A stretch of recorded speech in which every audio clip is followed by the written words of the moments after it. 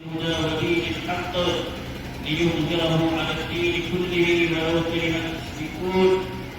اللهم صل على محمد وعلى ال محمد كما صليت على ابراهيم وعلى ال ابراهيم انك حميد مجيد. اللهم بارك على محمد كما باركت على ابراهيم في العالمين انك حميد مجيد.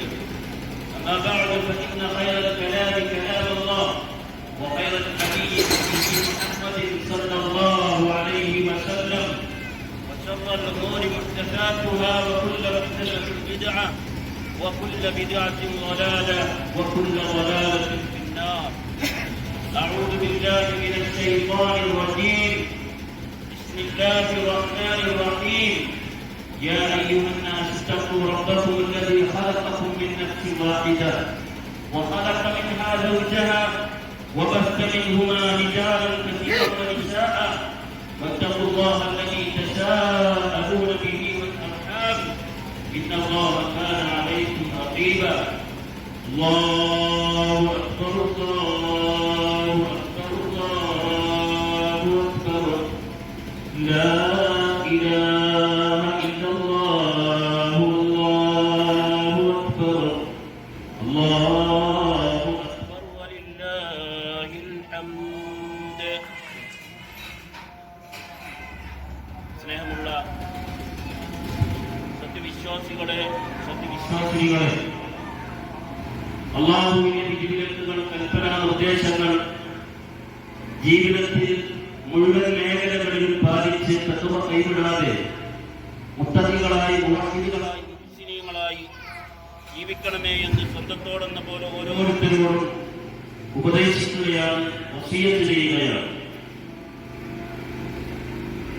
വളരെയധികം സന്തോഷം നൽകുന്ന ഒരു സുദിനത്തിലാണ് ഞാനും നിങ്ങളും സന്നിഹിതരായിരിക്കുന്നത്. ഈ ഒരു സന്ദേശം, ഈ ബലിപെരുന്നാളിന്റെ സന്ദേശം എന്ന് പറയുന്നത് എല്ലാവരോടും സഹിഷ്ണുതയോടുകൂടി അല്ലാഹുവിനോട് ഉള്ള ബാധ്യതകൾ നിർവഹിക്കാൻ വേണ്ടി ജീവിതം സമർപ്പിക്കുക എന്നുള്ളതാണ് ബലിപെരുന്നാൾ നമുക്ക് നൽകുന്ന സന്ദേശം. എന്തും അല്ലാഹുവിനെ വേണ്ടി ത്യജിക്കുക എന്നുള്ളതാണ് അതിന് ഏറ്റവും പ്രധാനപ്പെട്ടത്. ഇങ്ങനെയൊക്കെയുള്ള സന്തോഷങ്ങൾ നമുക്ക് നൽകുമ്പോഴും ലോകം ഇന്ന് അസഹിഷ്ണുതയിലും പ്രയാസഘട്ടങ്ങളിലൂടെയുമാണ് കടന്നുപോയിക്കൊണ്ടിരിക്കുന്നത്. വിദ്വേഷവും ആശങ്കകളും അതുപോലെ പ്രയാസങ്ങളും നിറഞ്ഞ ഒരു കാലഘട്ടം. പലപ്പോഴും പല ആളുകളും ചോദിക്കുന്നത് മുസ്ലിങ്ങൾ എങ്ങനെയാണ് ഇതിനെ അതിജീവിക്കുക എന്നുള്ളതാണ്.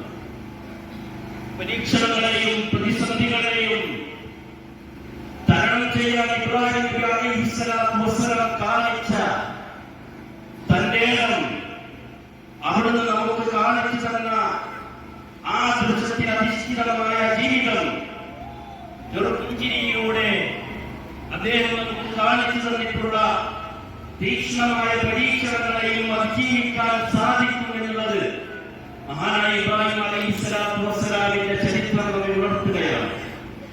ഇബ്രാഹിം അലൈഹിസ്സലാത്തു വസ്സലാമിന്റെ ചരിത്രം അയവിറക്കാതെ സഹോദരങ്ങളെ എങ്ങനെയാണ് നമുക്ക് ഒരു ബലിപെരുന്നാൾ ആഘോഷിക്കാൻ സാധിക്കുക? അതുകൊണ്ടാണല്ലോ ലോകത്തെ സൃഷ്ടിച്ച റബ്ബ് സുബ്ഹാനഹു വ തആല പറഞ്ഞത്, ഖുൽ സദഖല്ലാഹ്, അല്ലാഹു സത്യം പറഞ്ഞിരിക്കുകയാണ്. ഫത്തബിഉ മില്ലത ഇബ്രാഹിം ഹനീഫ, ശുദ്ധമനസ്കനായ ഇബ്രാഹിം അലൈഹിസ്സലാത്തു വസ്സലാമിന്റെ പാതയെ നിങ്ങൾ പിന്തുടരുക. വമാ കാന മിനൽ മുശ്രിക്കീൻ, അവിടുന്ന് ബഹുദൈവ വിശ്വാസികളിൽ പെട്ടവരായിരുന്നില്ല. ആ മഹിതമായ ജീവിതം പിൻപറ്റാൻ ഏറ്റവും ഉത്തമ മാതൃകയാണ് നമുക്ക് അദ്ദേഹം കാണിച്ചു തന്നിട്ടുള്ളത്. അതുകൊണ്ടാണ് വിശുദ്ധ ഖുർആൻ പറഞ്ഞത്, ഖദ് കാനത് ലക്കും ഉസ്വത്തുൻ ഹസനത്തുൻ ഫീ ഇബ്രാഹിം, നിങ്ങൾക്ക് ഇബ്രാഹിമിൽ ഉത്തമമായ മാതൃകയുണ്ട്. വല്ലദീന മഅഹു, അദ്ദേഹത്തിന്റെ ഒപ്പമുള്ള ആളുകളിലും അദ്ദേഹത്തിന്റെ കൂടെയുള്ള ആളുകളിലും നിങ്ങൾക്ക് ഉത്തമമായ മാതൃകയുണ്ട് എന്ന്. സഹോദരങ്ങളെ, സഹോദരിമാരെ, സങ്കീർണതകൾ നിറഞ്ഞ ഈ കാലത്ത് ഇബ്രാഹിം അലൈഹിസ്സലാത്തു വസ്സലാം അദ്ദേഹം കാണിച്ചു തന്നത് നിത്യഹരിതമായ പാതയാണ്. ഇപ്പോൾ കഅബയുടെ പുനർനിർമ്മാണം നടത്തിയപ്പോഴെല്ലാം അവിടുന്ന് അദ്ദേഹത്തിന്റെ കടമകൾ പൂർത്തീകരിച്ചിട്ടുണ്ട്. അതുപോലെ തന്നെ ഒരു പിതാവ്, ഒരു മകൻ, ഒരു ഭർത്താവ്, മുസ്ലിം സമൂഹത്തിന്റെ നേതാവ്, പ്രവാചകൻ എന്നീ മേഖലകളിലെല്ലാം അദ്ദേഹം കഴിവ് തെളിയിച്ചവരാണ്. അതുകൊണ്ടാണ് അല്ലാഹു അദ്ദേഹത്തെ കുറിച്ച് പ്രത്യേകം പറഞ്ഞത് കടമകൾ നിറവേറ്റിയവരായിരുന്നു ഇബ്രാഹിം നബി അലൈഹിസ്സലാത്തു വസ്സലാം. നിങ്ങൾ തീർച്ചയായും ഞാൻ എന്റെ രക്ഷിതാവിലേക്ക് അവനിലേക്ക് പോകുകയാണ്. കൃത്യമായി അത് പഠിപ്പിക്കുകയാണ്. നോക്കൂ, അദ്ദേഹത്തെ പുറത്താക്കി വീട്ടിൽ നിന്ന്. അപ്പോൾ പിതാവിനോടും പറയുന്നത് എന്താണ്? തീർച്ചയായും ഞാൻ എന്റെ രക്ഷിതാവിലേക്ക് പോകുകയാണ്, അവൻ എനിക്ക് വഴികാണിക്കുന്നതാണ് എന്ന. നോക്കൂ, ഇബ്രാഹിം നബി അലൈഹിസ്സലാത്തു വസ്സലാം മക്കൾക്ക് വേണ്ടി ധാരാളം പ്രാർത്ഥിച്ചിട്ടുണ്ട്. ഒരു നല്ല മോനെ കിട്ടാൻ വേണ്ടി, നല്ല മക്കളെ കിട്ടാൻ വേണ്ടി എന്ന് അല്ലാഹുവിനോട് പ്രാർത്ഥിച്ചിട്ടുണ്ട്. റബ്ബേ, സന്താനത്തെ പ്രദാനം ചെയ്യണേ. നിർത്തിയോ? ഇല്ല.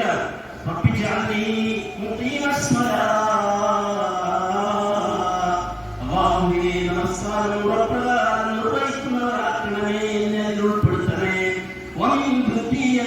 എന്ന് മാത്രമല്ല, എന്റെ സന്താനങ്ങളിൽ നിന്നും അങ്ങനെയുള്ള ആളുകൾ നീ ഉൾപ്പെടുത്തണം.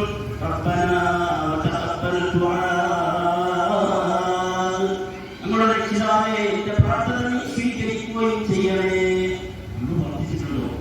എപ്പോഴെങ്കിലും ഈ പ്രാർത്ഥന പ്രാർത്ഥിച്ചിട്ടുണ്ടോ? നമ്മുടെ മക്കൾക്ക് വേണ്ടിയിട്ട് എന്റെ ഈ നമസ്കാരം നിലനിർത്തുന്നവരാക്കണം, എന്റെ മക്കളിൽ നിന്ന് നമസ്കാരങ്ങൾ നീ കൊണ്ടുവരണം എന്ന് നമ്മൾ പ്രാർത്ഥിക്കുന്ന സഹോദരങ്ങൾ അതേ പറയാൻ സാധിക്കണം. ഈ ലോകത്ത് നോക്കൂ, ഇബ്രാഹിം നബി അലൈഹിസ്സലാത്തു വസ്സലാം കൽപ്പിച്ച കാര്യം തന്റെ മക്കളോട് കൽപ്പിച്ചു, മക്കളോട് കൽപ്പിച്ചു, കുടുംബക്കാരോട് കൽപ്പിച്ചു. അത് മകൻ ഏറ്റെടുക്കുകയാണ്.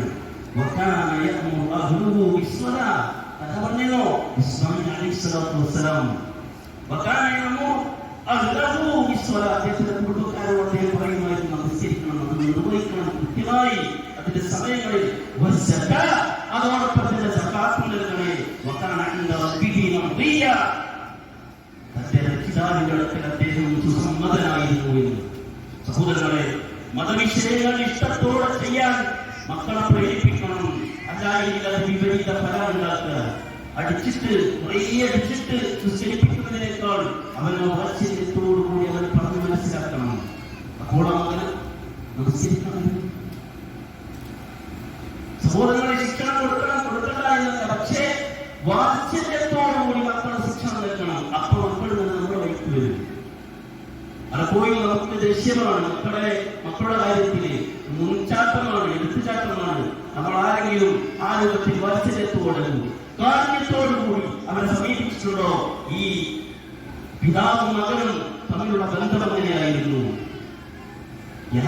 എന്റെ പൊന്നു പിതാവെന്നാണ് പറഞ്ഞത്. എന്താണോ കൽപ്പിച്ചത് ചെയ്യും. ആ രൂപത്തിൽ എന്റെ പൊന്നു പിതാവേ എന്നുള്ളത്. ഇതുപോലെ സഹോദരങ്ങളെ, ഈ ലോകത്ത് ഇബ്രാഹിം നബി അലൈഹിസ്സലാത്തു വസ്സലാം ഇബ്രാഹിം എന്നാണ് ഇഷ്ടപ്പെടുന്നത്. നിങ്ങളുടെ പിതാവായ ഇബ്രാഹിമിന്റെ മാർഗത്തെ നിങ്ങൾ പിൻപറ്റണമെന്ന്. ആ ഇബ്രാഹിം നബി അലൈഹിസ്സലാത്തു വസ്സലാമിന്റെ മാതൃകയായിരിക്കണം നമ്മൾ പിൻപറ്റേണ്ടത്. ഇബ്രാഹിം അലൈഹിസ്സലാത്തു വസ്സലാം